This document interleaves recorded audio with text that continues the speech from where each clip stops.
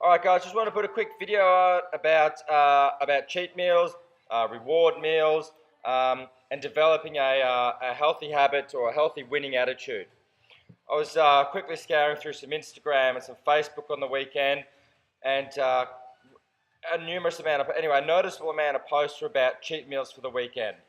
You know, photographs of pancakes or extra big breakfasts with the tags. I earned this after sticking to my meals for the week, did all my workouts for the week, got my cheat meal in, stuff like that.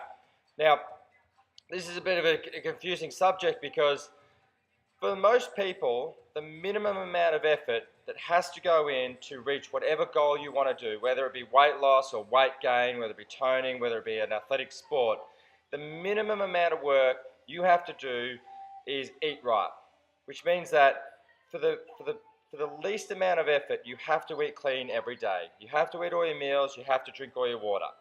Okay, that's the least amount of work. That's like the least amount of work that you have to do to go to work is get dressed and get out of bed. Now, you don't give yourself a high five and you don't get a promotion, you don't get a bonus for getting out of bed and getting dressed every day.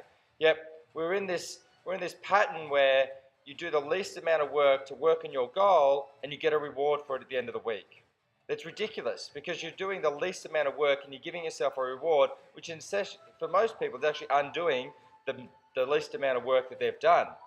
What it's also doing is it's teaching us that I don't have to do very much to get a reward out of it. So I don't have to work very hard.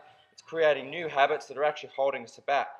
So now we're getting, people are going out on in Cairns. We're getting people who are running the Red Hour on a Saturday. They're going to have a big breakfast, using the phrases, "Oh, I worked hard today, so I can have an extra pancake. I worked hard this week, so I can have a few extra beers. I can enjoy that extra slice of pizza because I did 3 workouts." No, you can't. You did the least amount of work. You can't do the least amount of work and get a massive reward and go and overcompensate for what you've done.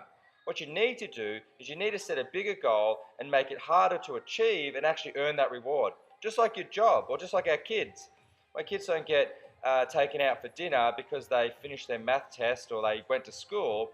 At the end of the year, they bring home their scorecard. They did their absolute best. When they play sports, at the end of the season, they get to go out for a big dinner. Not just for playing the game on a Saturday. That's ridiculous. We wouldn't want that sort of a habit setting in with our kids where they don't do much work and they get a massive reward. Yet we're doing it as adults, doing a tiny amount of work, getting a reward. What you need to do is set a bigger reward. If it's a weight loss goal, for example, you need to stick to your nutrition, you need to stick to your exercise plan, you need to do it for a consistent amount of time.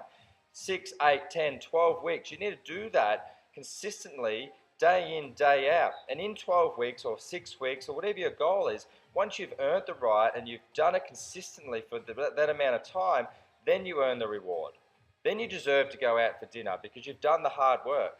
It's not hard work eating clean for 5 days with a couple of spiel meals in there. So this video is all about setting bigger expectations on yourself and stop rewarding yourself for doing the least amount of work. Okay?